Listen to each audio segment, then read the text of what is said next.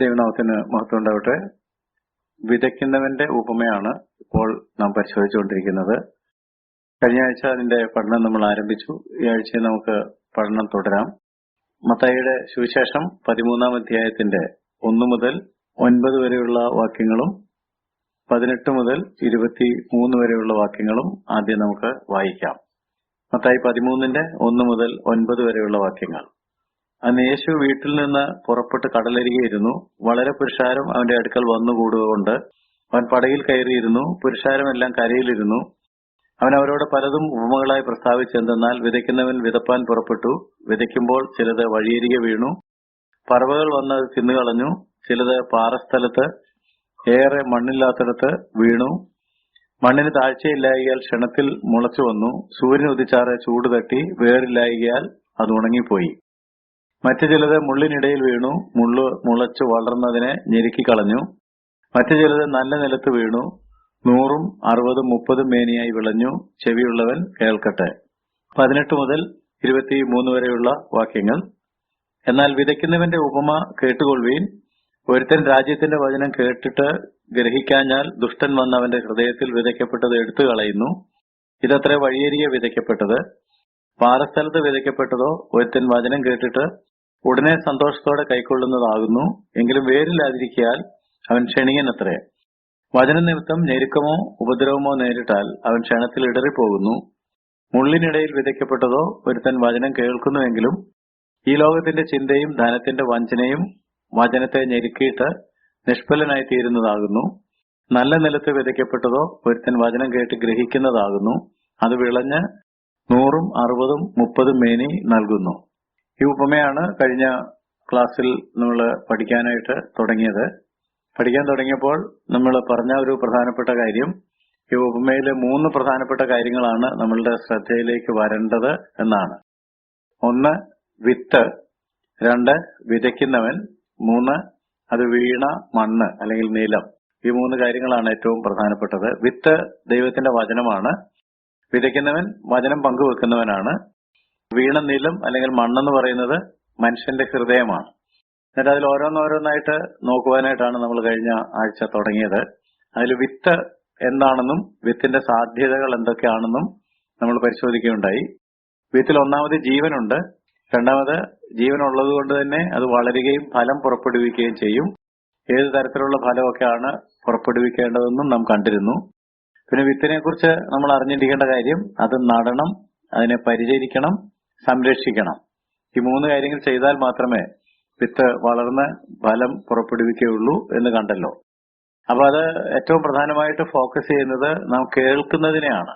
അതുകൊണ്ട് 13-ാം അധ്യായത്തിൽ 19 പ്രാവശ്യം കേൾക്കുക എന്ന കാര്യവും ഈ ഉപമയിൽ 7 പ്രാവശ്യം കേൾക്കുക എന്ന പദവും കർത്താവ് ഉപയോഗിക്കുന്നത് കണ്ടല്ലോ. അതുകൊണ്ട് ചെവിയുള്ളവൻ കേൾക്കട്ടെ. എങ്ങനെ കേൾക്കുന്നു, എന്ത് കേൾക്കുന്നു, ഇത് രണ്ടും പ്രധാനപ്പെട്ടതാണ് എന്ന് നമ്മൾ കഴിഞ്ഞ ആഴ്ച കണ്ടു. ഇന്ന് നമ്മൾ പരിശോധിക്കുന്നത് വിതയ്ക്കുന്നവനെ കുറിച്ചാണ്. വിതയ്ക്കുന്നവൻ എന്ന് പറഞ്ഞാൽ ദൈവവചനം പങ്കുവെക്കുന്നവൻ. നേരത്തെ പറഞ്ഞല്ലോ, one who shares the word. വിതയ്ക്കുന്നവൻ എന്താണ് വിതയ്ക്കുന്നത്? ദൈവവചനമാണ് വിതയ്ക്കുന്നത്. എന്തെങ്കിലും വിതയ്ക്കുകയല്ല, ദൈവവചനമാണ് വിതയ്ക്കുന്നത്. ആദ്യമായിട്ട് ദൈവവചനം വിതച്ചത് അല്ലെങ്കിൽ പ്രഘോഷിച്ച് തുടങ്ങിയത് വാസ്തവത്തിൽ കർത്താവായ യേശുക്രിസ്തു തന്നെയാണ്. എബ്രായ ലേഖനം 2-ാം അധ്യായത്തിന്റെ 3-ാം വാക്യത്തില്, എബ്രായ ലേഖനം 2-ന്റെ-3 വിശേഷത്തെ കുറിച്ച് പറയുന്നത് കർത്താവ് താൻ പറഞ്ഞു തുടങ്ങിയതും, കർത്താവ് താൻ പറഞ്ഞു തുടങ്ങിയത്. അപ്പൊ ഈ സുവിശേഷം പറയാൻ, വിത്ത് വിതയ്ക്കാൻ തുടങ്ങിയത് കർത്താവ് തന്നെയാണ്. നമ്മൾ എങ്ങനെ വിത്ത് വിതച്ച് ദൈവരാജ്യം സ്ഥാപിച്ച് ആളുകളെ ദൈവരാജ്യത്തിലാക്കാം എന്ന് വിചാരിച്ച് നമ്മളാരും ചെയ്തതല്ല. ഇതാര് ചെയ്തതാണ്? ദൈവം തന്നെ ചെയ്തതാണ്. അതുകൊണ്ടാണ് കർത്താവ് താൻ പറഞ്ഞു തുടങ്ങിയതും. ദൈവം അത്ഭുതങ്ങളാലും അടയാളങ്ങളാലും വിവിധ വീര്യപ്രവർത്തകളാലും സാക്ഷി നിന്നതുമായ ഇത്ര വലിയ രക്ഷ നിങ്ങൾ ഗണ്യമാക്കാതെ പോയാൽ എങ്ങനെ തെറ്റി ഒഴിയും? അപ്പൊ ഈ രക്ഷ എന്ന് പറഞ്ഞാൽ സുവിശേഷം കേൾക്കുമ്പോഴാണ്. അപ്പൊ ഈ സുവിശേഷം പറയാൻ തുടങ്ങിയത് കർത്താവ് തന്നെ ആണ് എന്ന് അറിഞ്ഞിരിക്കണം. യേശുക്രിസ്തുവിന് വേണമെങ്കിൽ ഒരു കൊയ്ത്തുകാരനായിട്ട് വരാമായിരുന്നു. അതായത് വിതയ്ക്കുന്നവനുണ്ടെങ്കിൽ കൊയ്യുന്നവനുമുണ്ട്. എന്നാൽ കൊയ്യണമെങ്കിൽ എന്ത് വേണം? വിളവ് വേണം. വിളവുണ്ടെങ്കിലല്ലേ കൊയ്യാൻ പറ്റുള്ളൂ. ഇവിടെ കൊയ്യാൻ പാകത്തിൽ വിളവൊന്നും ഉണ്ടായിരുന്നില്ല എന്നുള്ളത് കൊണ്ടാണ് യേശു ആരായിട്ട് വന്നത്? വിതയ്ക്കുന്നവനായിട്ട് വന്നത്. വിതച്ചിട്ട് വേണം പിന്നെ കൊയ്തെടുക്കാനായിട്ട്. അപ്പൊ ഇവിടെ ദൈവം നേരത്തെ വചനം കൊടുക്കുകയും യഹൂദന്മാർക്ക് ന്യായപ്രമാണം വഴി പ്രവാചകന്മാർ വഴി ദൈവത്തിന്റെ വചനം കൊടുക്കുകയും ചെയ്തില്ലേ എന്നൊരു ചോദ്യം വേണമെങ്കിൽ നമ്മുടെ മനസ്സിൽ ഉയർന്നു വരാം.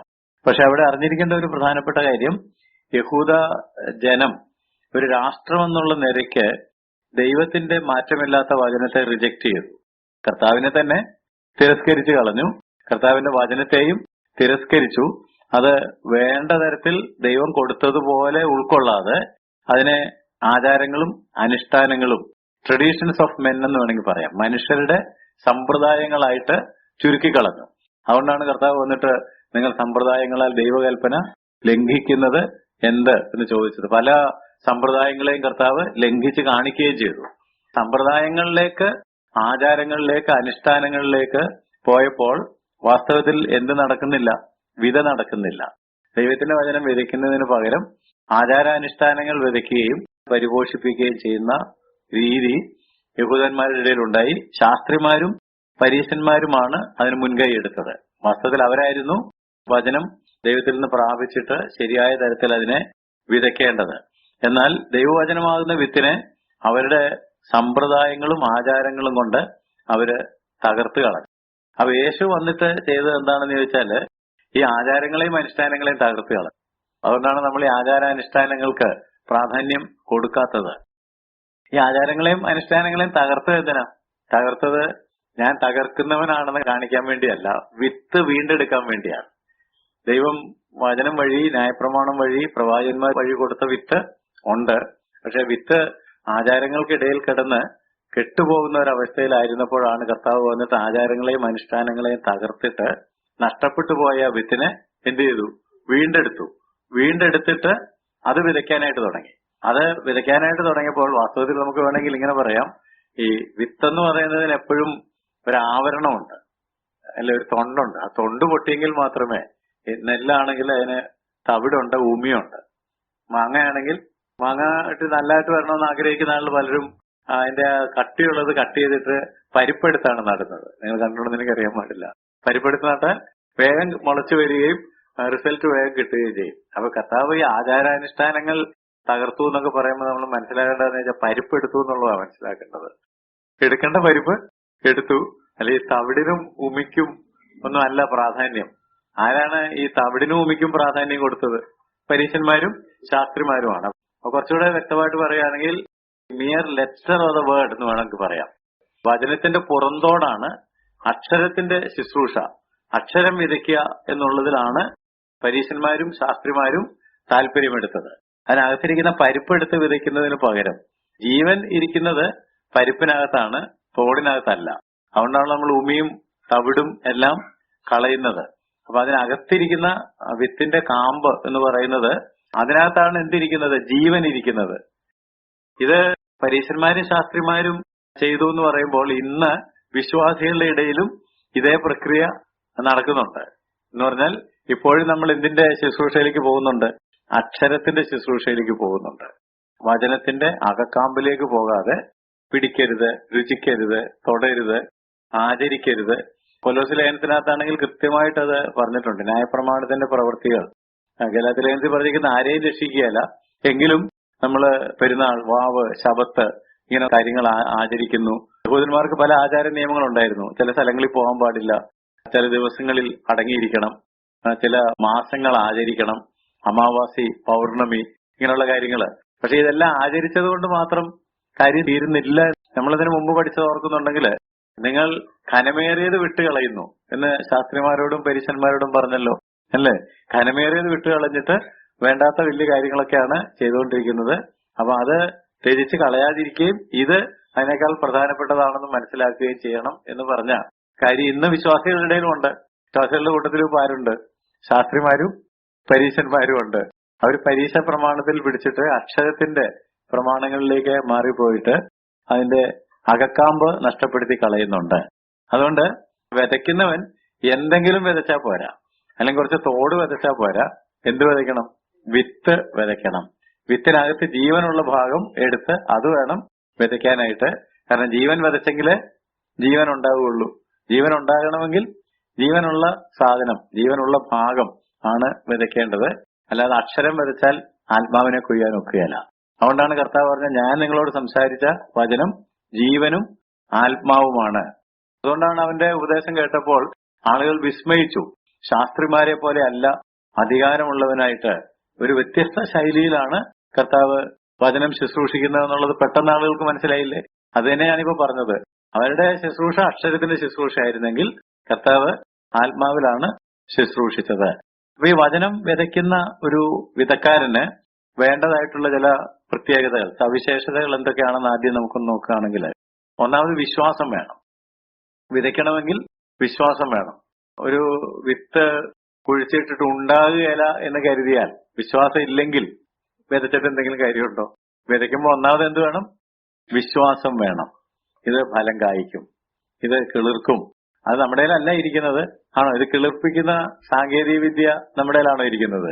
അല്ല, വളരുമാറാക്കുന്നത് ദൈവമാണ്. നടുന്നവനും നനയ്ക്കുന്നവനും ഏതുമില്ല. വളരുമാറാക്കിയ, ഞാൻ ചില സദസ്സുകളിലൊക്കെ ചോദിച്ചിട്ടുണ്ട്, ഒരു വിത്ത് നട്ടിട്ട് അത് കിളിർക്കാൻ എന്ത് ചെയ്യണം? അപ്പൊ പെട്ടെന്ന് തന്നെ ഉത്തരം കിട്ടും. വെള്ളം ഒഴിച്ചു കൊടുക്കണം, വളമിട്ട് കൊടുക്കണം, സൂര്യപ്രകാശം കൊടുക്കണം. ഇതൊന്നും വേണ്ടെന്ന് ഞാൻ പറയുന്നില്ല. ഇതെല്ലാം കൊടുത്തിട്ടും കിളുക്കാത്ത വിത്തുണ്ടല്ലോ, ഇല്ലേ? അപ്പൊ കിളുക്കണമെങ്കിൽ എന്ത് വേണം? ദൈവം വിചാരിക്കണം. വളരുമാറാക്കുന്നത് ദൈവമാണ്. അപ്പൊ ഈ ദൈവം ഇതിനെ വളർത്തും, കിളിർപ്പിക്കും, ഇതിനെ പരിപോഷിപ്പിക്കും, ഇത് ഫലം പുറപ്പെടുവിക്കുവാൻ ദൈവം ഇടയാക്കും എന്നുള്ള വിശ്വാസത്തോടുകൂടെ വേണം വചനം വിതയ്ക്കാനായിട്ട്. അല്ലാതെ ഒരു ചടങ്ങായിട്ടോ ഒരു കർമ്മമായിട്ടോ വചനവും വേണ്ടേ എന്ന് വിചാരിച്ചിട്ടോ വചനം വിതച്ചിട്ട് കാര്യമില്ല. വചനം വിതയ്ക്കുന്ന ആൾക്ക്, ഏത് കൃഷിക്കാരനെയും നിങ്ങൾ നോക്കിക്കോളൂ, ആ കൃഷിക്കാരൻ ഒരു ചടങ്ങായിട്ടാണോ വിതയ്ക്കുന്നത്? എല്ലാ കൊല്ലവും വിതയ്ക്കണം, വിതച്ചില്ലെങ്കിൽ ഒരു പ്രയോജനം ഉണ്ടാകുകയില്ല, എന്തിനാ ചുമ്മാതിരിക്കുന്നത്, വേറെ പണിയില്ലോ എന്ന് വിചാരിച്ചാണ് അവർ ചെയ്യുന്നത്? അല്ല, വളരെ വിശ്വാസത്തോടെയാണ്. അതുകൊണ്ടല്ലേ മട വീണു, വിത്തെല്ലാം നശിച്ചുപോയി, അവർക്ക് എന്തൊരു സങ്കടമാണ് നിങ്ങൾ കണ്ടിട്ടുണ്ടോ? അപ്പൊ അവരെല്ലാം ഇത് കൃഷി ചെയ്തത് എന്ത് പ്രതീക്ഷയിലാണ്? വിശ്വാസത്തോടെയാണ്. ഫലം വരും, അതുകൊണ്ട് ചില കാര്യങ്ങൾ നേടാൻ പറ്റും. ഇതുപോലെ തന്നെ ദൈവത്തിന്റെ വചനം നമ്മൾ വിതയ്ക്കുമ്പോൾ അടിസ്ഥാനപരമായിട്ട് നമുക്ക് വേണ്ടത് വിശ്വാസം. ഇത് ഫലം പുറപ്പെടുവിക്കും, ഇത് കിളിർക്കും, ഇത് ഉദ്ദേശിച്ച കാര്യം സാധിപ്പിക്കും. നമ്മൾ അങ്ങനെ വായിക്കുന്നുണ്ട് പ്രവാചകന്റെ പുസ്തകത്തിൽ, അല്ലെ? ദൈവത്തിന്റെ വചനം അത് അയച്ച കാര്യം സാധിപ്പിക്കാതെ മടങ്ങി വരികയില്ല. അപ്പൊ ആ കാര്യം സാധിക്കും, സാധിപ്പിക്കാൻ ദൈവം എന്റെ മുന്നിൽ വ്യാപരിക്കും എന്നുള്ളൊരു വിശ്വാസത്തോടെ വേണം ഈ കാര്യം ചെയ്യാനായിട്ട്. അപ്പൊ കർത്താവായ യേശുക്രിസ്തുവിലേക്ക് നമ്മൾ നോക്കിയാൽ, യേശുക്രിസ്തുവാണ് ഒന്നാമത്തെ വിതക്കാരൻ എന്ന് നമ്മൾ ഇപ്പൊ പറഞ്ഞല്ലോ. യേശു എന്താ ചെയ്തതെന്നും പറഞ്ഞു. ശാസ്ത്രിമാരും പരീശന്മാരും ആചാരാനുഷ്ഠാനങ്ങൾ കൊണ്ട് ഈ വിത്തിനെ വികലമാക്കി നിർജീവമാക്കാൻ ശ്രമിച്ചപ്പോൾ അതിനകത്തു നിന്ന് ജീവനുള്ള ഭാഗം എടുത്ത് വിതച്ച് വീണ്ടും ജീവൻ ഉൽപ്പാദിപ്പിക്കുവാനായിട്ടാണ് കർത്താവ് വന്നതും കർത്താവ് വിതച്ചതും ആ തരത്തിലാണെന്ന് പറഞ്ഞു. അപ്പൊ അതിനെന്താണ് യേശു ചെയ്തതെന്ന് ചോദിച്ചാൽ, യേശു തന്റെ 12 ശിഷ്യന്മാരെ ഒരുമിച്ച് ചേർത്ത് വചനസത്യം അവരെ പഠിപ്പിച്ചു. യേശു തന്നെയല്ല ഇത് ചെയ്തത്. യേശു തന്നെ ചെയ്യാനാണെങ്കിൽ പിന്നെ വന്ന് ഇങ്ങനെ ഒന്നും ചെയ്യേണ്ട കാര്യമില്ലായിരുന്നു. അവിടെ ഇരുന്ന് തന്നെ വിതയ്ക്കുകയോ അല്ലെങ്കിൽ മനസ്സിൽ കാണുകയോ ചെയ്തിരുന്നെങ്കിൽ ഇതെല്ലാം വൃത്തിയായിട്ട് നടന്നേനേയും. പക്ഷെ അങ്ങനെയല്ല ചെയ്തത്. യേശു ഇവിടെ വന്നിട്ട് നമ്മളിത് എങ്ങനെയാണ് ചെയ്യേണ്ടത് എന്നുള്ളത്, താൻ വിതക്കാരനാണ് ഒന്നാമത്തെ, കർത്താവ് താൻ പറഞ്ഞു തുടങ്ങി. പക്ഷെ ഇനി നമ്മൾ എങ്ങനെയാണ് ഇത് പറയേണ്ടത് എന്ന് അറിയണ്ടേ? അതിന് ആദ്യം 12 ശിഷ്യന്മാരെ തെരഞ്ഞെടുത്ത് അവരെ വചനസത്യങ്ങൾ പഠിപ്പിച്ചു. കാരണം യേശുവിനൊരു കാര്യം അറിയാം, ലോകത്തിൽ ഭാവിയിൽ നടക്കാനിരിക്കുന്ന ദൈവവേല മുഴുവനും ഇവരിലാണ് അധിഷ്ഠിതമായിരിക്കുന്നത്. അപ്പൊ അതുപോലൊരു ദൗത്യം നമുക്കുണ്ടെന്നുള്ള കാര്യം നമ്മൾ ഓർക്കണം. നമ്മൾ കുറച്ചുപേരായിരിക്കും, പക്ഷെ ദൈവം നമുക്കൊരു വലിയ ദൗത്യം, ഒരു ശുശ്രൂഷയാണ് നൽകുന്നത്. യേശുവിന്റെ കാൽപാദത്തിൽ ഇരുന്ന് പഠിച്ച് യേശു വിതച്ചതുപോലെ വിതയ്ക്കാനുള്ള വലിയ അവസരമാണ് കർത്താവ് നമുക്ക് നൽകുന്നത് എന്നുള്ളത് ഓർക്കണം. അപ്പൊ ഭാവിയിൽ ഈ ലോകത്തിൽ നടക്കാനിരിക്കുന്ന ദൈവവേല വചനത്തോടുള്ള നമ്മുടെ പ്രതികരണം, അതിനോടുള്ള നമ്മളുടെ മനോഭാവത്തിൽ അധിഷ്ഠിതമാണ്. നമ്മൾ ഈ വചനത്തെ വലിയ ഗൗരവമായിട്ട് എടുക്കുന്നില്ലെങ്കിൽ ഇത് കുറെ അക്ഷരങ്ങളാണ്, ഇത് വെറുതെ പഠിക്കാനുള്ളൊരു സാധനമാണ് എന്ന് മാത്രം വിചാരിക്കുമ്പോൾ അത് ഫലദായകമായ ഒരു ശുശ്രൂഷയിലേക്ക് പോവുകയല്ല. എന്നാൽ കർത്താവ് ചെയ്തതുപോലെ തന്നെ ഇതിൽ നിന്ന് ജീവൻ പുറപ്പെടും എന്ന് വിശ്വസിച്ച് അത് വിതയ്ക്കുമ്പോഴാണ്. അപ്പൊ ഈ 12 പേരെ പരിശീലിപ്പിച്ചതില് യൂത ഒഴികെ ബാക്കിയുണ്ടായിരുന്ന 11 പേരാണ് പിന്നീട് മറ്റുള്ളവരെ വചനം പഠിപ്പിച്ചത്, അല്ലെ? കർത്താവ് യേശുക്രിസ്തു തന്റെ ദൗത്യം പൂർത്തീകരിച്ച് സ്വർഗാരോഹണം ചെയ്തു പോയി. പിന്നീട് ഈ ദൗത്യം തുടർന്നത്, ഈ വചനം വിതയ്ക്കുകയും ഇന്ന് നമ്മൾ ഈ ലോകത്തിൽ കാണുന്ന അത്ര അധികം വിശ്വാസികൾ ഉണ്ടാവുകയൊക്കെ ചെയ്തതിന്റെ പിന്നിൽ 11 പേരാണ്. അതുകൊണ്ടാണ് 2 തിമോത്തി 2:2 തിമോത്തിയോസിനോട് പൗലോസ് ഒരു വലിയ നിർദ്ദേശം കൊടുക്കുന്നുണ്ട്. 2 തിമോത്തി 2:2 നീ എന്നോട് കേട്ടതെല്ലാം മറ്റുള്ളവരെ ഉപദേശിപ്പാൻ സമർത്ഥരായ വിശ്വസ്ത മനുഷ്യരെ ഭരമേൽപ്പിക്കുക. അപ്പൊ ഈ വിതയ്ക്കുന്നവൻ എന്ന് പറഞ്ഞാൽ ഉപദേശിക്കുകയാണ്, അല്ലെങ്കിൽ മറ്റുള്ളവർക്ക് വചനം കൊടുക്കുകയാണ് ചെയ്യുക. അതിന് എന്ത് വേണം? സാമർഥ്യമുള്ളവരായിരിക്കണം, വിശ്വസ്തതയുള്ളവരായിരിക്കണം. ഈ ശിഷ്യന്മാര് വിശ്വസ്തയോടെ അത് ഏറ്റെടുത്തു. കർത്താവ് വിശ്വസ്തയോടെ ആ ജോലി ചെയ്തു. അപ്പൊ അവരുടെ വിശ്വസ്തതയുടെ ഫലമായിട്ടാണ് ഇന്ന് എനിക്കും നിങ്ങൾക്കും ഈ വചനം ലഭിച്ചിരിക്കുന്നത്. തിമോത്തിയോട് പറഞ്ഞതുപോലെ പൗലോസ് തിമോത്തിയെ ഏൽപ്പിച്ചു, തിമോത്തി അത് മറ്റു പല വിശ്വസ്തരെ ഏൽപ്പിച്ചു കാണും, അവര് മറ്റു പല വിശ്വസ്തരെ ഏൽപ്പിച്ചു കാണും. അങ്ങനെ മാറി മാറിയാണത് നമ്മുടെ അടുക്കൽ എത്തിയത്. അപ്പൊ നമുക്കൊരു ദൗത്യം ഉണ്ടല്ലോ. നമ്മുടെ ദൗത്യം എന്താണ്? ഇതുപോലെ തന്നെ അത് മറ്റുള്ളവർക്ക് കൈമാറണം. അതിനകത്തൊരു സ്ഥാപിത താല്പര്യം വരാതെ, അതിനകത്ത് യാതൊരു മാറ്റവും വരുത്താതെ ഈ ജീവനുള്ള ദൈവത്തിന്റെ വചനം അങ്ങനെ തന്നെ മറ്റുള്ളവർക്ക് കൈമാറുക എന്നുള്ളത് നമ്മുടെ ദൗത്യമാണ്. അപ്പൊ ഇതെല്ലാം എന്തിനാ ഇപ്പൊ പറഞ്ഞത് എന്ന് ചോദിച്ചാൽ, anyone who shares the word today is the sower. വിതയ്ക്കുന്നവൻ ആരാണെന്ന് ചോദിച്ചാൽ, ഇന്ന് ഈ ദൈവത്തിന്റെ മാറ്റമില്ലാത്ത വചനം, ജീവനുള്ള വചനം മറ്റുള്ളവരുമായി പങ്കുവെക്കുന്നവരാണ് വിതയ്ക്കുന്നവർ. വിത്ത് അത് ദൈവത്തിന്റെ വചനമാണെന്ന് പറഞ്ഞു. പക്ഷെ അത് വിതയ്ക്കുന്ന ഒരാള് എങ്ങനെയാണ് അത് വിതയ്ക്കുന്നത്? ഏതാണ് ഈ വിത്ത് വിതച്ചതെന്ന് ചോദിച്ചാൽ, I can be A polished sermon. വളരെ ചിട്ടപ്പെടുത്തിയ ഒരു പ്രഭാഷണമാകാം വിത്ത് വിതയ്ക്കല്. വളരെ ചിട്ടയോടുകൂടി, അടുക്കും ചിട്ടയോടും കൂടി പഠിച്ചു വന്ന് പറയുന്നൊരു പ്രഭാഷണം ആകാം. ചിലപ്പം നമ്മുടെ ഒരു അടുത്ത സുഹൃത്തിനോട് നമ്മളൊരു സാക്ഷ്യം വ്യക്തിപരമായിട്ട് പങ്കിടുന്നതാകാം. അതിന് അടുക്കും ചിട്ടയും പ്രഭാഷണ ശൈലിയും ഓഡിയോയും മൈക്കും ഒന്നും വേണമെന്നില്ല.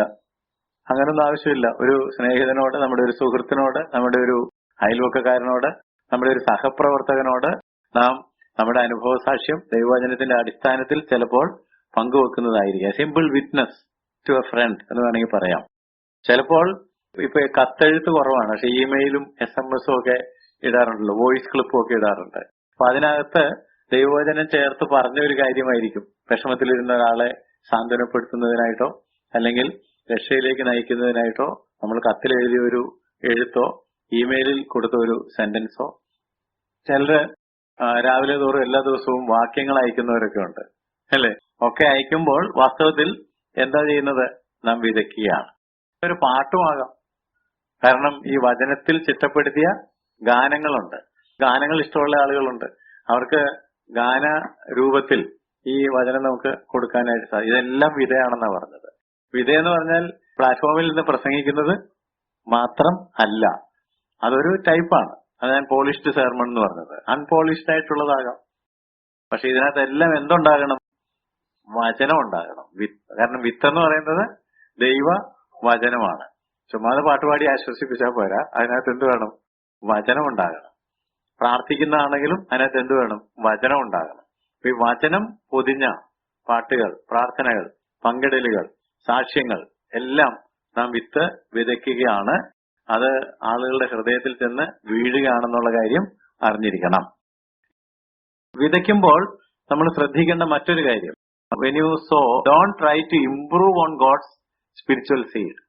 ദൈവം നമുക്ക് തന്ന വിത്ത് പോരായിരുന്നു, ഇതൊന്ന് കുറച്ചുകൂടെ നന്നാക്കാനുണ്ടായിരുന്നു എന്ന് പറയാൻ പറ്റുമോ? നമ്മൾ വിത്ത് വിതയ്ക്കാൻ പോകുമ്പോൾ ഇതിനെയൊക്കെ ഒന്ന് നന്നാക്കണമായിരുന്നു എന്ന് വിചാരിച്ചിട്ട് ആ വിത്തിനെ നന്നാക്കാൻ പറ്റുമോ?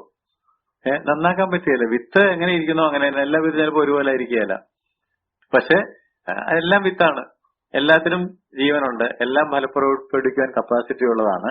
അപ്പൊ ഞാൻ ഇതിനെല്ലാം ഒന്ന് ഇമ്പ്രൂവ് ചെയ്ത് എല്ലാം ഒന്ന് നന്നാക്കി കളയാമെന്ന് വിചാരിക്കാനായിട്ട് പറ്റുകയല്ല. അല്ല, ഞാൻ വേറെ തരത്തിൽ പറയുകയാണെന്നുണ്ടെങ്കിൽ നമുക്ക് ഇതിനെ കൂടെ ഒന്നും ചേർക്കാനൊക്കെയല്ല.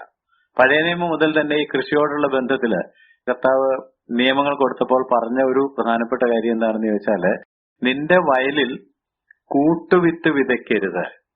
ലേവ്യ പുസ്തകം 19:19 നമ്മൾ വായിക്കുന്നത്. ലേവ്യ 19:19.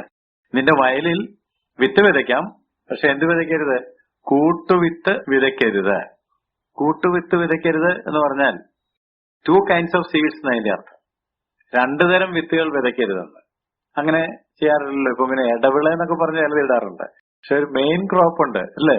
നെല്ല് വിതയ്ക്കുന്നതിനിടയ്ക്ക് എന്നാൽ ഗോതമ്പും കൂടി ഇരിക്കട്ടെ എന്ന് വിചാരിക്കാറില്ലല്ലോ.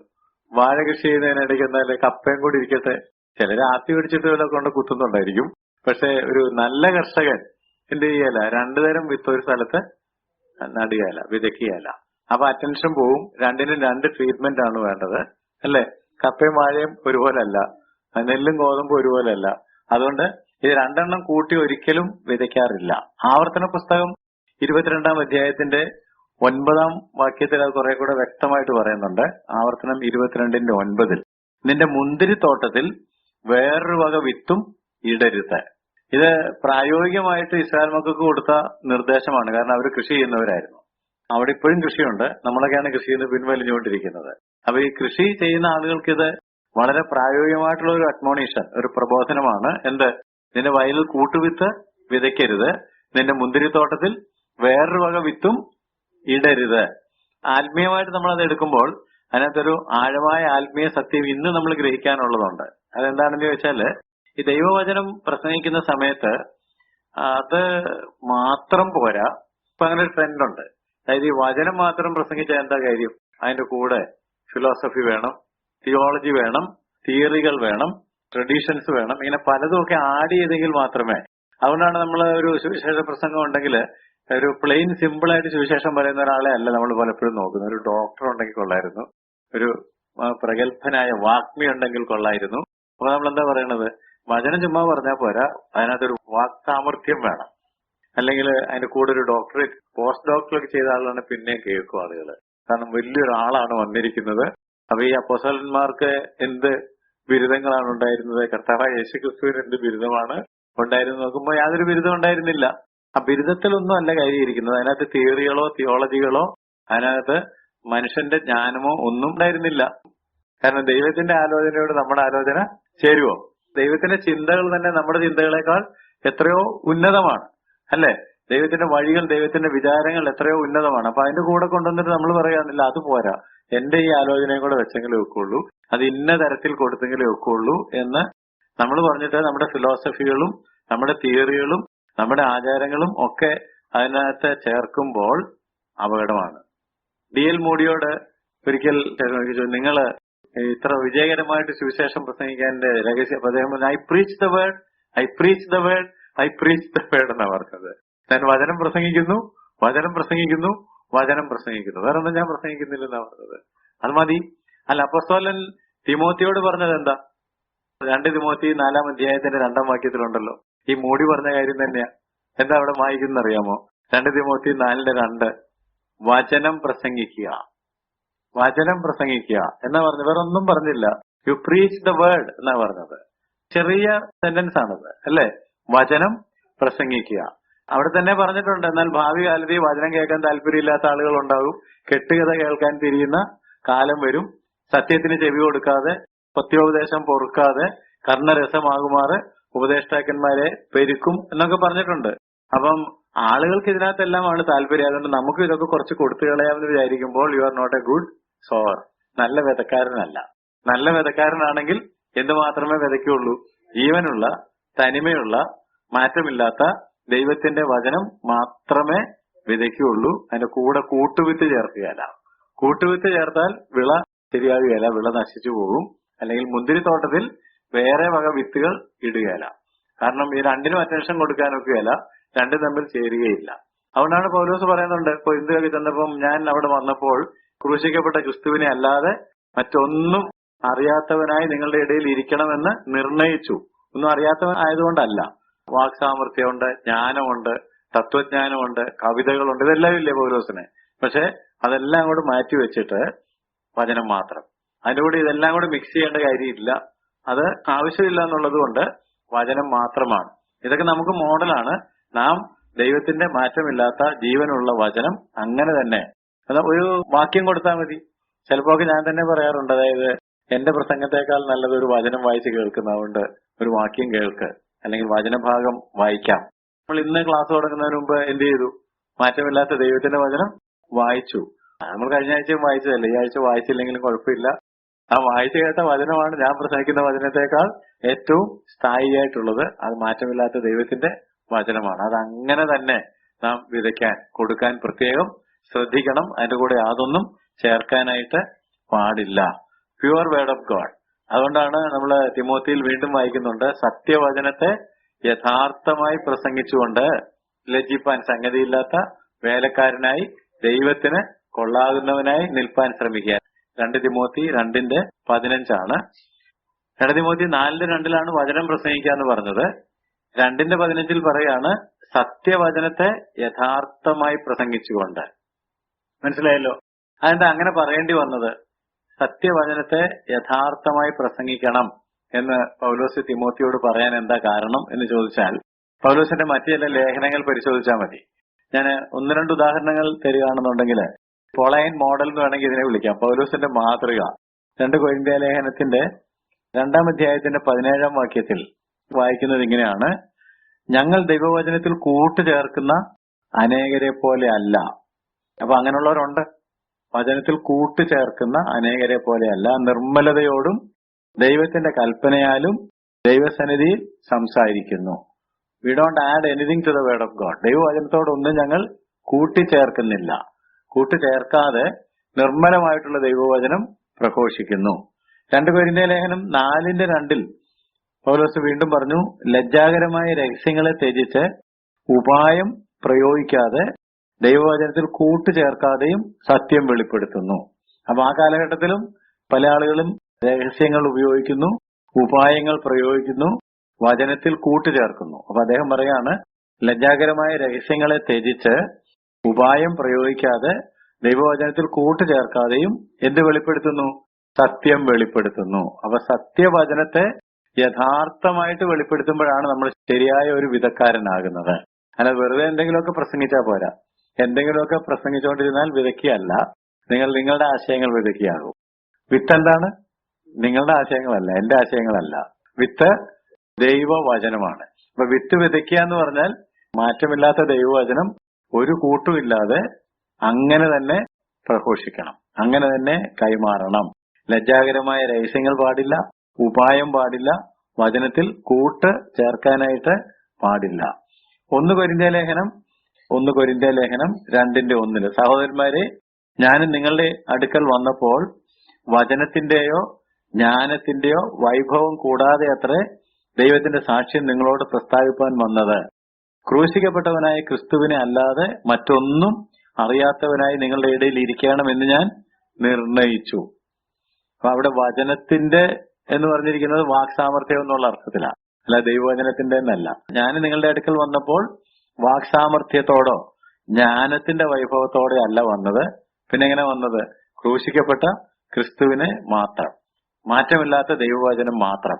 അതല്ലാതെ അതിന്റെ കൂടെ വേറെ ഒന്നും ചേർക്കുന്നില്ല. ചേർത്ത് പ്രസംഗിക്കുമ്പോൾ കേട്ടിരിക്കുന്നവർക്ക് നല്ല രസം തോന്നിയെന്ന് വരാം, ഇത് നല്ല പ്രസംഗമായിരുന്നു എന്ന് ആളുകൾ പറഞ്ഞു എന്ന് വരാം.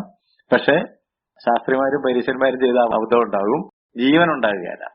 രസമുണ്ടാകും, ചിരിയുണ്ടാകും, കയ്യടി ഉണ്ടാകും. പ്രസംഗിക്കുന്നത് ചിരി കേൾക്കാനാണോ? പ്രസംഗിക്കുന്ന കയ്യടി കേൾക്കാനാണോ? വിത്ത് വിതയ്ക്കുന്നത് എല്ലാവരും കൊള്ളാം നല്ല വിത എന്ന് പറഞ്ഞ് കൈയടിക്കാനാണോ? അല്ല. വിത്ത് വിതയ്ക്കുന്ന ആൾക്കാരുടെയും കയ്യടിയൊന്നും വേണ്ട. ഒരു കൃഷിക്കാരനെ ഒന്ന് മനസ്സിൽ കണ്ടേ, അദ്ദേഹം അതൊന്നും നോക്കിയല്ല വിതയ്ക്കുന്നത്. ഫലം കിട്ടണം, ഇതിനകത്തൊന്ന് ഫലം ഉണ്ടാകണം, ഇത് കിളിർക്കണം, ഇത് ഏറ്റവും നല്ലൊരു നിലയിൽ വരണമെന്നുള്ള ഒരു പ്രതീക്ഷയോടുകൂടി മാത്രമാണ് അദ്ദേഹം ചെയ്യുന്നത്. അതുപോലത്തെ ഒരു കൃഷിക്കാരനായിട്ടിരിക്കാനാണ്, വിധക്കാരനായിട്ടിരിക്കാനാണ് ദൈവം നമ്മളെ വിളിച്ചിരിക്കുന്നതെന്ന് അറിഞ്ഞിരിക്കണം. വെളിപ്പാട് പുസ്തകത്തില് അവസാനത്തെ അധ്യായത്തിൽ 22-ാം അധ്യായത്തിൽ 18-19 വാക്യങ്ങളിൽ വളരെ ശക്തമായിട്ട് പറഞ്ഞിട്ടുണ്ട്, ആരും ഇതിനോടൊന്നും കൂട്ടരുത്, ഇതിൽ നിന്ന് ആരും ഒന്നും നീക്കിക്കളയുകയും ചെയ്യരുത്. ആരും ഇതിനോട് കൂട്ടാൻ പാടില്ല, ആരും ഇതിൽ നിന്നൊന്നും നീക്കിക്കളയാനും പാടില്ല. 22-18-19 വാക്യങ്ങൾ നോക്കിയാൽ കൃത്യമായിട്ട് അങ്ങനെ ആരെങ്കിലും നീക്കിക്കളയുകയോ കൂട്ടിച്ചേർക്കുകയോ ചെയ്താൽ അവന് പണിഷ്മെന്റ് ഉണ്ട്. അല്ല, അങ്ങനെയല്ലേ പറഞ്ഞത്? അവന്റെ ചില അവകാശങ്ങൾ നീക്കിക്കളയും, അവന് കിട്ടേണ്ടതായിട്ടുള്ള ഒന്നും കിട്ടുകയല്ല. So don't add anything, don't delete anything. ഇതൊരു പുതിയ കാര്യമല്ല. ആവർത്തന പുസ്തകത്തിൽ ദൈവം കൽപ്പനകളും പ്രമാണങ്ങളും കൊടുത്ത കാര്യം മോശ ഓർമ്മപ്പെടുത്തിയപ്പോൾ ആവർത്തനം 4-ാം അധ്യായത്തിന്റെ 2-ാം വാക്യത്തില്, ആവർത്തന പുസ്തകം 4:2, ഞാൻ നിങ്ങളോട് കൽപ്പിക്കുന്ന വചനത്തോട് കൂട്ടുകയോ അതിൽ നിന്ന് കുറയ്ക്കുകയോ ചെയ്യരുത്. അതിനോട് കൂട്ടരുത്, അതിൽ നിന്ന് കുറയ്ക്കുകയും അരുത്. കൂട്ടാനും പാടില്ല, കുറയ്ക്കാനും പാടില്ല. കാരണം ദൈവത്തിന്റെ വചനം മാറ്റമില്ലാത്തതാണ്, വള്ളിയും പുള്ളിയും വ്യത്യാസമില്ലാത്തതാണ്. അത് അങ്ങനെ തന്നെ പറയണം. അതിനോടൊന്നും കൂട്ടാൻ പാടില്ല, അതിൽ നിന്നൊന്നും കുറയ്ക്കാനും പാടില്ല. ഇങ്ങനെ ഇന്ന് ഒത്തിരി കൂട്ടലും കുറയ്ക്കലും നടക്കുന്നുണ്ട്, പണ്ടും നടന്നിട്ടുണ്ട്. അതുകൊണ്ടാണ് കൂട്ടരുത്, കുറയ്ക്കരുത്. ജ്ഞാനിയായ ശലോമോൻ ഈ കാര്യം സദൃശവാക്യത്തിൽ പറയുന്നുണ്ട്. സദൃശവാക്യം 30:6 പറയുന്നത് അവന്റെ വചനങ്ങളോട് നീ ഒന്നും കൂട്ടരുത്, അവൻ നിന്നെ വിസ്തരിച്ചിട്ട് നീ കള്ളനാകാൻ ഇടവരരുത്. ഇപ്പൊ കൂട്ടുന്ന ആളുകളെ എന്താ വിളിച്ചിരിക്കുന്നത്? കള്ളന്മാരെന്നാ വിളിച്ചിരിക്കുന്നത്.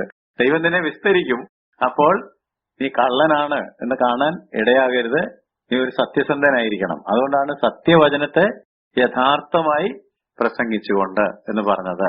ഇപ്പൊ നമ്മൾ പറഞ്ഞ കാര്യങ്ങളൊന്നും ഓർക്കുകയാണെന്നുണ്ടെങ്കിൽ, ഒന്നാമത് വിതയ്ക്കുന്ന ആൾക്ക് എന്ത് വേണം? വിശ്വാസം വേണം. എന്താണ് വിശ്വാസം? ആശിക്കുന്നതിന്റെ ഉറപ്പ്, കാണാത്ത കാര്യങ്ങളുടെ നിശ്ചയം. അപ്പൊ ഇത് വിതയ്ക്കുമ്പോൾ തന്നെ വിതയ്ക്കുന്ന ആൾ എന്ത് കാണുന്നുണ്ട്? ഫലം കാണുന്നുണ്ട്. അതുകൊണ്ടല്ലേ ഇടയ്ക്ക് ഇത് ഒടിഞ്ഞു പോയ ഒരു സങ്കടം ഉണ്ടാകുന്നത്. അയാൾ നട്ടപ്പോൾ തന്നെ, വിതച്ചപ്പോൾ തന്നെ എന്ത് കാണുന്നുണ്ടായിരുന്നു? ഫലം കണ്ടുകൊണ്ടാണ് ഇത് ചെയ്യുന്നത്. അതിനാണ് വിശ്വാസം എന്ന് പറയുന്നത്. ആശിച്ച കാര്യത്തിന്റെ ഒരു ഉറപ്പ്, അതിന്റെ ഒരു നിർണയം അദ്ദേഹത്തിന്റെ മനസ്സിലുണ്ട്. അത് കണ്ടുകൊണ്ടാണ് ഈ വിതയ്ക്കുന്നത്. അല്ലാതെ ഒന്നും കാണാതെ ഒരു ചടങ്ങായിട്ട് എനിക്ക് കുറെ സ്ഥലമുണ്ട് അങ്ങ് ചുമ്മാ വിതച്ചേക്കാം എന്ന് വിചാരിച്ച് ചുമ്മാ നട്ടേക്കാന്ന് വിചാരിച്ചിട്ടല്ല. പ്രതീക്ഷയോടെ, പ്രത്യാശയോടെ, ഒരു ദർശനത്തോടെയാണ് ആ കാര്യം ചെയ്യുക. അതാണ് ഒന്നാമത്തെ കാര്യം. രണ്ടാമത്തെ കാര്യം, അത് ചെയ്യുമ്പോൾ അതിനകത്ത് വേറെ കൂട്ടിച്ചേർക്കലുകൾ നടത്തരുത്. കൂട്ടുവിത്ത് വിതയ്ക്കരുത്, മുന്തിരിത്തോട്ടത്തിൽ വേറൊരു വക വിത്തും ഇടരുത്. ദൈവവചനം അങ്ങനെ തന്നെ കൊടുക്കണം. അതാണ് സത്യവചനത്തെ യഥാർത്ഥമായി പ്രസംഗിച്ചുകൊണ്ട്. വീണ്ടും ഒരു കൃഷിക്കാരനെ, ഒരു വിതയ്ക്കുന്ന ആളെ നിങ്ങൾ മനസ്സിൽ കാണുകയാണെന്നുണ്ടെങ്കിൽ ഒന്നും ചേർക്കരുതെന്ന് പറഞ്ഞതുകൊണ്ട് ഞാൻ പറയാണ്. മിക്കവാറും ആളുകൾ ഈ വിത്ത് വിതയ്ക്കുന്നതിന് മുമ്പ് അത് കഴുകി വൃത്തിയാക്കും. വാഴയാണ് നടുന്നതെങ്കിൽ, ഞാൻ വാഴയെക്കുറിച്ച് ഇടയ്ക്കൊക്കെ പറഞ്ഞുകൊണ്ട്, അതിന്റെ വേരെല്ലാം ചെത്തി വെടിപ്പാക്കുന്നത് കണ്ടിട്ടുണ്ടോ? അതോ പറിച്ചെടുത്തത് ഇതങ്ങോട്ട് നട്ടേക്കാം എന്ന് വിചാരിച്ച് നടുകയാണോ ചെയ്യുന്നത്? അല്ല, ചെത്തി വെടിപ്പാക്കി കഴുകി വെയിലത്ത് വെച്ച് ഉണക്കി പെസ്റ്റിസൈഡ് ഒക്കെ വേണമെങ്കിൽ അതൊക്കെ തേച്ച് എല്ലാം വളരെ ക്ലീൻ ആക്കിയിട്ട്, അത് വാഴ മാത്രമേ ആകാൻ പാടുള്ളൂ, അല്ലെങ്കിൽ നെല്ല് മാത്രമായിരിക്കണം, വേറെ ഒന്നും ഇതിനകത്ത് ഉണ്ടാകാൻ പാടില്ല. അതിനെ കഴുകി വൃത്തിയാക്കി എടുക്കുന്നത്. വിത്ത് എവിടെയെങ്കിലും സൂക്ഷിച്ചിരുന്ന സ്ഥലത്ത് കിടന്നതാണ്. അതിനകത്ത് മറ്റു പല കലർപ്പുകളും വരാം. ആ കലർപ്പെല്ലാം പോകാൻ വേണ്ടിയാണ് എന്ത് ചെയ്യുന്നത്? വിതയ്ക്കുന്നതിന് മുമ്പ് ഇത് കഴുകി പാറ്റി പെറുക്കി വൃത്തിയാക്കി എടുത്തിട്ടാണ് അത് നടുന്നത്. അത് കാണിക്കുന്നത് എന്താണെന്ന് വെച്ചാൽ, നടുന്ന സാധനം വളരെ പ്യുവർ ആയിരിക്കണം, വൃത്തിയുള്ളതായിരിക്കണം, കൃത്യതയുള്ളതായിരിക്കണം, നിർമ്മലതയുള്ളതായിരിക്കണം. കാരണം പുറപ്പെട്ടു വരാൻ പോകുന്ന സാധനം അതുപോലെ വിശുദ്ധവും നിർമ്മലവും ജീവനുള്ളതും ഫലദായകവും ഒക്കെ ആകണമെന്നുള്ള പ്രതീക്ഷയിലാണ് ഈ കാര്യം ചെയ്യുന്നത്. അവിടെ ഒരു നല്ല ആത്മീയ കൃഷിക്കാരൻ, ആത്മീയ വിതക്കാരൻ എന്ന് പറയുന്ന ആള് എന്ത് ചെയ്യും? ദൈവത്തിന്റെ വചനവുമായിട്ട് മറ്റൊന്നും കൂട്ടിച്ചേർക്കുകയില്ല. വചനം മാത്രം, വചനം മാത്രം, വചനം മാത്രം, വചനം മാത്രം. മറ്റൊന്നും അതിനകത്ത് കൂട്ടിച്ചേർക്കുകയില്ല. മറ്റെന്തെങ്കിലും കൂട്ടിച്ചേർത്തെങ്കിൽ എന്ത് ചെയ്യാം? കഴുകിക്കളയാം. കാരണം ദൈവത്തിന്റെ വചനം എന്താ? ഉലയിൽ 7 പ്രാവശ്യം ഒരുക്കി ശുദ്ധി ചെയ്ത നിർമ്മല വചനങ്ങളാണ്. അതിനോടൊന്നും കൂട്ടാൻ പാടില്ല. ഇനി അതിനകത്ത് ഒന്നും കൂട്ടേണ്ട കാര്യമില്ല, കൂട്ടാൻ പറ്റത്തുമില്ല. ദൈവം ചെയ്ത ഏത് പ്രവൃത്തിയും കംപ്ലീറ്റ് ആണ്, പെർഫെക്റ്റ് ആണ്. അതിന്റെ കൂടെ ഒന്നും കൂട്ടാൻ ആർക്കും കഴിയത്തില്ല, കൂട്ടേണ്ട ആവശ്യവുമില്ല. ദൈവത്തിന്റെ വചനം തികവുള്ളത്. അതിന് കുറവുണ്ടായിരുന്നു എന്നുള്ള മട്ടിൽ നമ്മളെ ഒന്നും ആഡ് ചെയ്ത് കൊടുക്കണ്ട. വചനം പ്രസംഗിക്കുക, സത്യവചനം തന്നെ പ്രസംഗിക്കണം. അതിന്റെ കൂടെ ഞാനൊരു കാര്യം കൂടെ ചേർക്കട്ടെ. ഈ വിതയ്ക്കുന്നവന് ഈ വിതയിൽ വ്യക്തിപരമായ ഒരു താല്പര്യം വേണം. ഇതൊരു ചടങ്ങായിട്ട് ചെയ്താൽ പോരാ, ഒരു ഉത്തരവാദിത്തമായിട്ട്, ഒരു കടമയായിട്ട്, ഒരു കർത്തവ്യമായിട്ട് ചെയ്താൽ പോരാ. വ്യക്തിപരമായ ഒരു താല്പര്യം, A personal concern, A personal interest. ഞാൻ സഭയുടെ ഒരു നേതാവ് എന്നുള്ള നിലയ്ക്ക് ഇങ്ങനെ ഇരുന്നാൽ പോരാ. നാളെ നമ്മളെല്ലാം വചനം കൊടുക്കാൻ പോവുകയാണ്, എല്ലാവരും വരണം. ചില ഗ്രൂപ്പുകളായിട്ട് തിരിച്ചു, ഇന്ന ആളുടെ നേതൃത്വത്തിൽ ഇത്ര പേര് എന്ന് പറഞ്ഞാൽ ആൾ വരുമോ? തീർച്ചയായിട്ടും വരും. അല്ലെങ്കിൽ സഭയുടെ ഒരു പ്രോഗ്രാം അല്ലേ, പ്രോഗ്രാമിന് പങ്കെടുത്തില്ലെങ്കിൽ ഞാൻ പാസ്റ്റർ എന്ന് ചിന്തിക്കും, ഞാൻ എന്റെ ടീം ലീഡർ എന്ന് വിചാരിക്കും എന്നൊക്കെ പറഞ്ഞു വിചാരിക്കും. പക്ഷെ do you have A personal concern? Personal concern ഉണ്ടെങ്കിൽ ആരും പറയേണ്ട കാര്യമില്ല. ഞാൻ നേരത്തെ പറഞ്ഞതുപോലെ ഒരു പോളിഷ് ഫെയർമാൻ പ്രസംഗിക്കാൻ ചിലപ്പോൾ നിങ്ങൾക്ക് അവസരമില്ലായിരിക്കും. പക്ഷെ നിങ്ങൾക്ക് നിങ്ങളുടെ സ്നേഹിതനോട് ഒരു കൺസേൺ ഉണ്ടെങ്കിൽ, വ്യക്തിപരമായിട്ട് അദ്ദേഹത്തെ കുറിച്ച് ഒരു താല്പര്യം ഉണ്ടെങ്കിൽ, തീർച്ചയായിട്ടും നമ്മൾ എന്ത് ചെയ്യും? നമുക്ക് അറിയാവുന്ന തരത്തിൽ അവനെ വചനവുമായിട്ട് സന്ധിക്കും, അവനോട് പറയും, അവന്റെ അടുക്കൽ പോകും, അവനുവേണ്ടി പ്രാർത്ഥിക്കും. ഈ വിത്ത് എങ്ങനെയെങ്കിലും അവന്റെ ഉള്ളിൽ വിതച്ചിടാനായിട്ട് നമ്മൾ ശ്രമിക്കുകയല്ലേ. എനിക്ക് പോഡിയം കിട്ടിയെങ്കിൽ മാത്രമേ, സ്റ്റേജ് കിട്ടിയെങ്കിൽ മാത്രമേ, എന്നെ ആരും പ്രസംഗത്തിന് വിളിച്ചില്ല, അതുകൊണ്ട് ഞാൻ പ്രസംഗിച്ചില്ല എന്ന് ഒരു ദിവസം കർത്താവിനോട് പറയാൻ പറ്റുമോ? എന്നെ ആരും വിളിച്ചില്ല, വർക്ക് സാർ ഒരു ചാൻസും എനിക്ക് തന്നില്ല, അല്ലെങ്കിൽ ഞങ്ങളുടെ പാസ്റ്റർ ഭയങ്കര സ്വാർത്ഥനായിരുന്നു, വേറെ ആരെ കൊണ്ടും പ്രസംഗിപ്പിക്കുക, എന്ത് ചെയ്യാനാ ഞാൻ എന്ന് പറഞ്ഞാൽ അവിടെ നമുക്കൊരു പേഴ്സണൽ കൺസേൺ ഇല്ല. ഏത് ഫാർമർ, ഏത് കൃഷിക്കാരനും ഈ കൃഷിയിൽ എന്തുണ്ട്? വ്യക്തിപരമായ ഒരു താല്പര്യമുണ്ട്. ഞാൻ താമസിക്കുന്ന സ്ഥലത്ത് എന്റെ വീടിനോട് ചേർന്ന് ഏത്തവാഴ കൃഷി ചെയ്യുന്ന ഒരു മനുഷ്യനുണ്ടായിരുന്നു, സ്ഥലം വാടകയ്ക്കെടുത്ത്. ഇപ്പോഴും അദ്ദേഹം ഉണ്ട്, പക്ഷെ ഇപ്പൊ കൃഷി അവിടെ നടക്കുന്നില്ല. മിക്കവാറും വെളുപ്പിന് ഒരു 5 മണിയാകുമ്പോൾ ഈ മനുഷ്യനെ അതിനകത്ത് കാണാം. ഞാൻ എഴുന്നേറ്റ് വരുമ്പോൾ ഇദ്ദേഹത്തെ ആയിരിക്കും ചിലപ്പോൾ കാണുന്നത്. 5 മണിയാകുമ്പോൾ അയാൾ അവിടെ ഉണ്ട്. കുറച്ച് കഴിഞ്ഞിട്ട് ഒരു 8 മണിയാകുമ്പോൾ നോക്കിയാലും അവിടെ ഉണ്ട്. ഉച്ചയ്ക്ക് നോക്കിയാലും അവിടെയുണ്ട്. പല കാര്യങ്ങളും അവിടെ ചെയ്യാനുണ്ട്. അതുകൊണ്ടാണ് ചിലപ്പം വെള്ളം ഒഴിച്ചു കൊടുക്കുകയായിരിക്കും, ചിലപ്പം കള നീക്കി കൊടുക്കുകയായിരിക്കും, ചിലപ്പോൾ അതിൽ മരുന്നടിക്കുകയായിരിക്കും, ചിലപ്പോൾ ഉണങ്ങിയ ഇലകൾ നീക്കി കളയുക. Is always there. വൈകുന്നേരം നോക്കിയാലും അവിടെ ഉണ്ട്. അതെന്താ കാണിക്കുന്നത്? ഇതിനകത്തൊരു പേഴ്സണൽ കൺസേൺ അദ്ദേഹത്തിനുണ്ട്. ലാഭം കിട്ടുമെന്നുള്ളത് മാത്രമല്ല, ഈ കാര്യത്തിൽ അദ്ദേഹത്തിനൊരു വ്യക്തിപരമായ കൺസേൺ ഉണ്ട്, ഒരു താല്പര്യമുണ്ട്.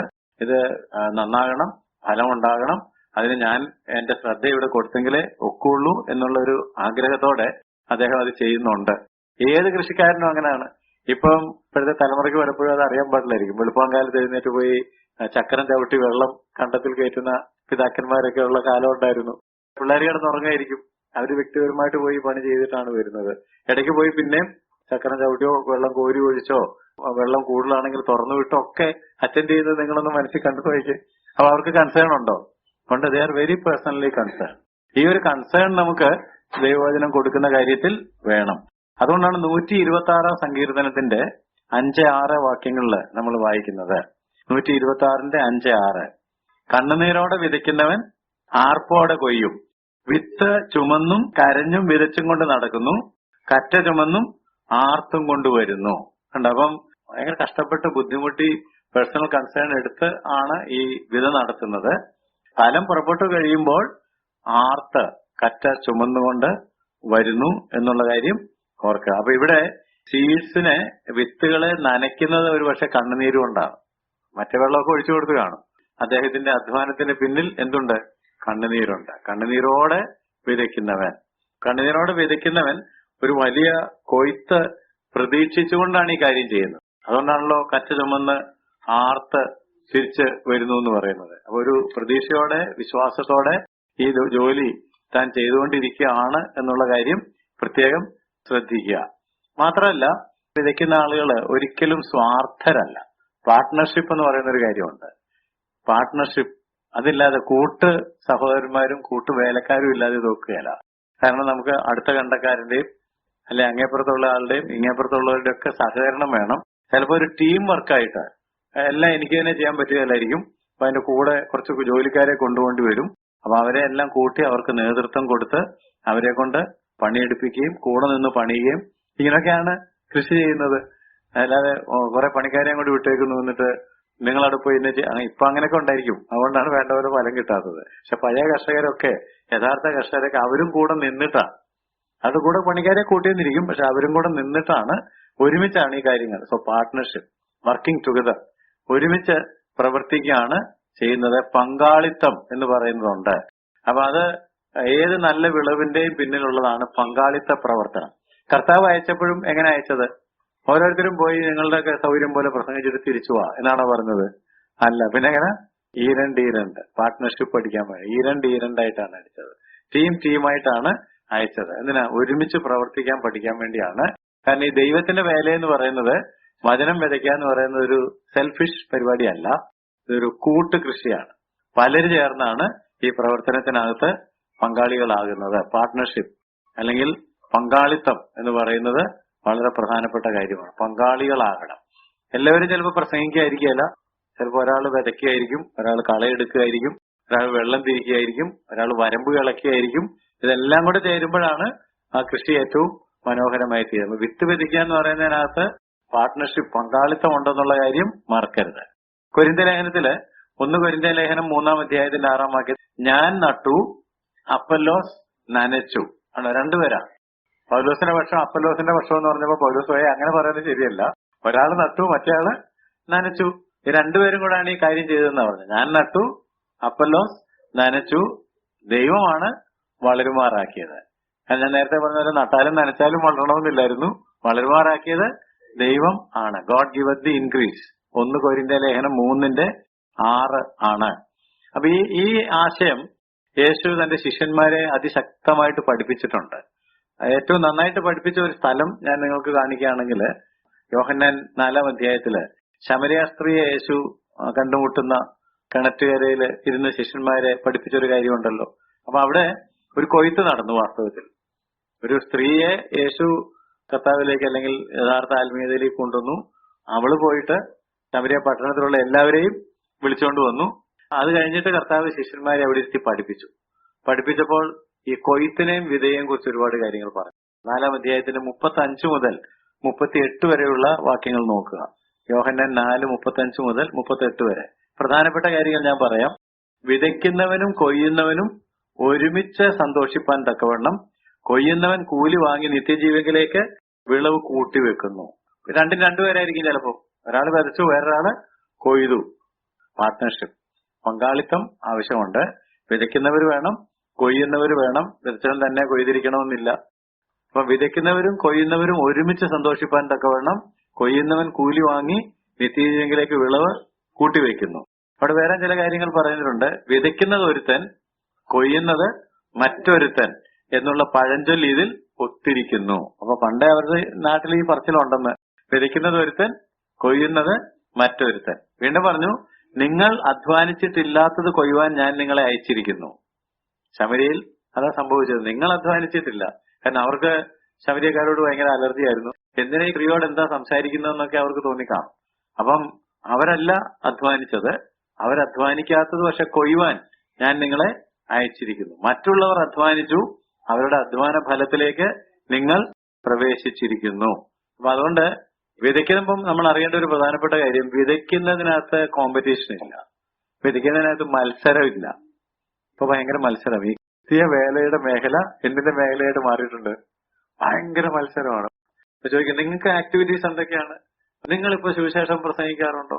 നിങ്ങൾ പരസ്യയോഗം നടത്താറുണ്ടോ? എന്നോട് കഴിഞ്ഞ ദിവസം ഒരാൾ വിളിച്ചു ചോദിച്ചു. അവരന്വേഷിക്കേണ്ട കാര്യമില്ല. അവർക്ക് പരസ്യയോഗം നടത്തണമെങ്കിൽ നടത്താം. നമുക്ക് ചിലപ്പോൾ വേറൊരു കാര്യമായിരിക്കും കർത്താവ് തന്നിരിക്കുന്നത്. ഞങ്ങൾ ചെയ്തു തന്നെ നിങ്ങൾ ചെയ്യണമെന്ന്. There is no competition, there is no comparison. അതുകൊണ്ട് ഇതിനകത്ത് താരതമ്യം ചെയ്യേണ്ട കാര്യമില്ല, പരസ്പരം മത്സരിക്കേണ്ട കാര്യമില്ല. നമ്മൾ ആരാണ്? നാം ദൈവത്തിന്റെ കൂട്ടുവേലക്കാരാണ്. 1 കൊരിന്ത്യർ ലേഖനം 3:9 ഞങ്ങൾ ദൈവത്തിന്റെ കൂട്ടുവേലക്കാർ. അപ്പൊ നമ്മള് ദൈവത്തിന്റെ കൂട്ടുവേലക്കാരാണ്. ആ കൂട്ടുവേലക്കാരാണെങ്കിൽ കോമ്പറ്റീഷൻ ഇല്ല. കോമ്പറ്റീഷൻ ഉണ്ടോ? കമ്പാരിസൺ ഇല്ല. കോമ്പറ്റീഷനും വേണ്ട, കമ്പാരിസണും വേണ്ട. നമ്മളെല്ലാം വേലക്കാരാണ്. എല്ലാവരും സത്യവചനത്തെ യഥാർത്ഥമായിട്ട് പ്രസംഗിക്കണം, വിതയ്ക്കണം. കൊയ്യാനാ പറഞ്ഞെങ്കിൽ പോയി കൊയ്യണം, കളയെടുക്കാനാ പറഞ്ഞെങ്കിൽ കളയെടുക്കണം. പാർട്ട്ണർഷിപ്പാണ്, കോമ്പറ്റീഷൻ ഇല്ല, കമ്പാരിസൺ ഇല്ല. ഓരോരുത്തരും അവരവരുടെ ദൗത്യങ്ങൾ കൃത്യമായിട്ട് ചെയ്യുമ്പോഴാണ് ഈ വിത ഏറ്റവും ഭംഗിയായിട്ട് നടക്കുന്നത്. ഞാൻ കഴിഞ്ഞ ദിവസം ഒരു പാസ്റ്ററിന്റെ അനുഭവം വായിക്കാനിടയായി. അദ്ദേഹം ഒരു നല്ല സഭ നടത്തിക്കൊണ്ടിരിക്കുമ്പോൾ കുറെ വചനമൊക്കെ വിതച്ചു, വളരെ ഭംഗിയായിട്ട് അത് നടത്തിക്കൊണ്ടിരിക്കുമ്പോൾ സഭയിലുള്ളവർക്ക് വേറെ ഒരു ഗസ്റ്റ് സ്പീക്കർ, അതിഥിയെ വിളിച്ച് പ്രസംഗം കേൾക്കണമെന്ന് തോന്നിയിട്ട് ഒരു അതിഥി പാസ്റ്ററെ വിളിച്ചുകൊണ്ട് വന്നു. അതിഥി പാസ്റ്റർ വളരെ ഭംഗിയായിട്ട് പ്രസംഗിച്ചു. ഒരുപാട് ആളുകൾ മാനസാന്തരപ്പെടാനും ഒരുപാട് ആളുകൾ കർത്താവിലേക്ക് വരാനും പുതുതായിട്ട് പ്രതിഷ്ഠിക്കാനും ഒക്കെ ഇടയായി. അപ്പൊ അവിടുത്തെ പാസ്റ്റർക്ക് വാസ്തവത്തിൽ എന്ത് തോന്നണം? സന്തോഷം തോന്നും. പക്ഷെ പാസ്റ്റർക്ക് ഭയങ്കര സങ്കടം തോന്നി. പാസ്റ്റർ പറഞ്ഞു, ഞാൻ ഇത്രയും കാലം പ്രസംഗിച്ചിട്ട് നിങ്ങൾക്ക് ഒരുത്തനും യാതൊരു കുലുക്കോ അനക്കോ ഇല്ല. ഇതിനേക്കാൾ ബോറൻ പ്രസംഗം വന്നിട്ടും പ്രസംഗിച്ച ഉടനെ നിങ്ങളെല്ലാം സമർപ്പിച്ചു, നിങ്ങളെല്ലാം ഭയങ്കര ഇളക്കോ അനക്കോ കാണിച്ച് മേലാൽ ഇയാളെ വിളിക്കുകയാണ് പറഞ്ഞത്. അപ്പൊ അതിനകത്തെ തെറ്റ് മനസ്സിലായോ? അതായത് വാസ്തവത്തിൽ അവിടെ സംഭവിച്ചത് എന്താണെന്ന് ചോദിച്ചാല്, ഈ പാസ്റ്റർ ഇത്രയും കാലം വിതച്ചതിന്റെ ഒരു ഫലം കൊയ്യാനായിട്ട് ഒരാൾ വന്നതാ അല്ലെ? ഈ പാസ്റ്റർ നിലമൊക്കെ ഒരുക്കി അവിടെ വചനമൊക്കെ പ്രസംഗിച്ച് ആഗ്രഹത്തോടു കൂടിയാണല്ലോ വേറൊരാളെ വിളിച്ചത്. വിതച്ചവനൊരുത്തൻ, കൊയ്തവൻ വേറൊരുത്തൻ. അപ്പൊ അവൻ വന്ന് കൊയ്ത് ഇത്രയും കൂട്ടി എന്നുള്ളത് കാണുമ്പോൾ വാസ്തവത്തിൽ രണ്ടുപേരും കൂടെ, വിതച്ചവനും കൊയ്തവനും കൂടെ ഒരുമിച്ച് എന്ത് ചെയ്യണമായിരുന്നു? സന്തോഷിക്കണമായിരുന്നു. എന്നിട്ട് ഇനിയും നമുക്ക് ഇങ്ങനത്തെ സമ്മേളനങ്ങൾ വേണമെന്നായിരുന്നു പറയേണ്ടിയിരുന്നത്. പക്ഷെ അത് പറയാതെ ഇനി ഇയാളെ ഇവിടെ കയറ്റുകയെന്ന് പറഞ്ഞപ്പോൾ നമ്മൾ എത്ര സങ്കുചിതത്വമുള്ളവരായിട്ട് മാറുന്നു. കമ്പാരിസൺ വന്നു, കോമ്പറ്റീഷൻ വന്നു, പാർട്ട്ണർഷിപ്പ് ഇല്ലാതെയായി. ഇങ്ങനെയല്ല ദൈവത്തിന്റെ വചനം. അതിന്റെ മാതൃക പെശകൊണ്ടായി. ക്രിസ്ത്യൻ ലവ് പോയില്ലേ അവിടെ?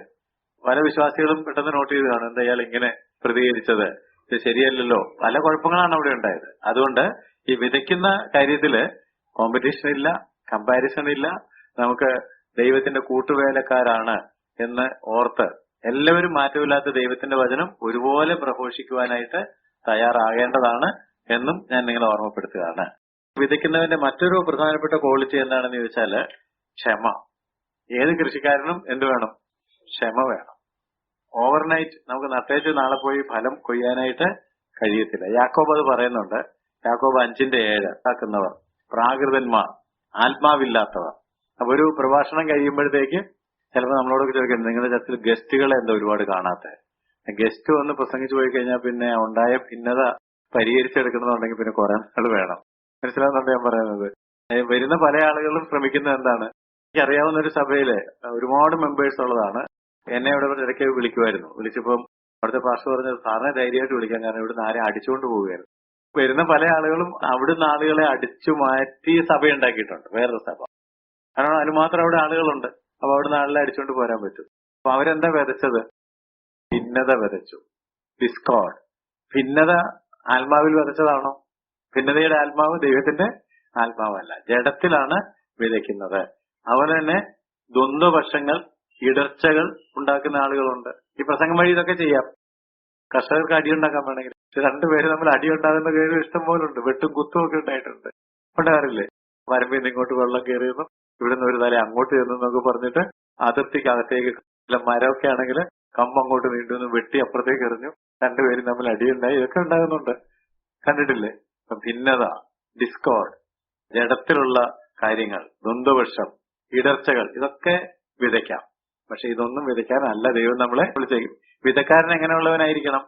ദൈവത്തിന്റെ മാറ്റമില്ലാത്ത വചനം. ഈ പറഞ്ഞ കാര്യത്തെക്കുറിച്ച് സദൃശവാക്യത്തിൽ നമ്മൾ വായിക്കുന്ന ഒരു വാക്യമുണ്ട്, 6:19.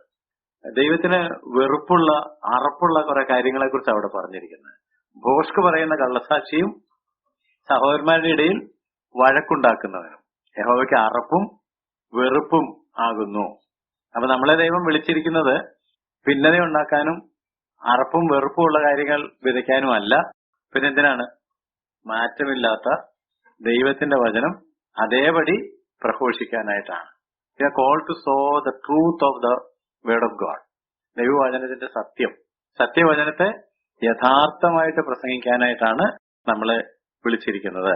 അങ്ങനാണെങ്കിൽ ഈ കൊയ്ത്തിന്റെ യജമാനൻ ആരാ? കൊയ്ത്തിന്റെ യജമാനൻ കർത്താവാണ്.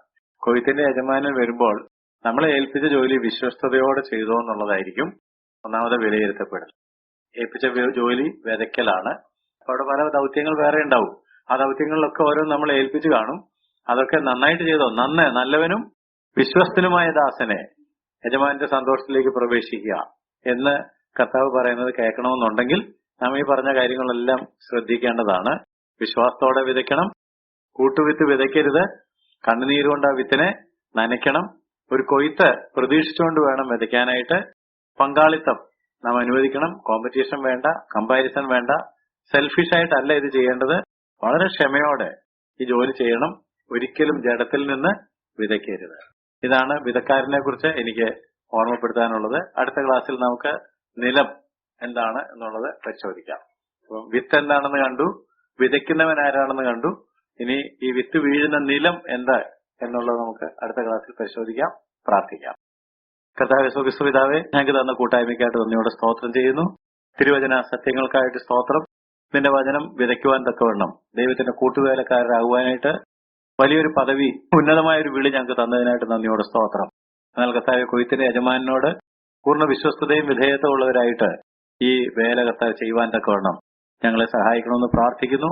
വിശ്വാസത്തോടും ക്ഷമയോടും വളരെ സത്യസന്ധതയോടും കൂടെ സത്യവചനത്തെ യഥാർത്ഥമായിട്ട് പ്രസംഗിക്കുന്ന കർത്താവ് ദാസന്മാരായിട്ടിരിക്കാൻ, ജഡത്തിൽ കർത്താവെ ഭിന്നതകൾ വിതയ്ക്കുന്നവരായിട്ടല്ല, ആത്മാവിൽ തന്നെ വിതയ്ക്കുന്നവരായിട്ടിരിക്കാൻ ഞങ്ങളെ സഹായിക്കണമെന്ന് ഞങ്ങളോട് പ്രാർത്ഥിക്കുന്നു.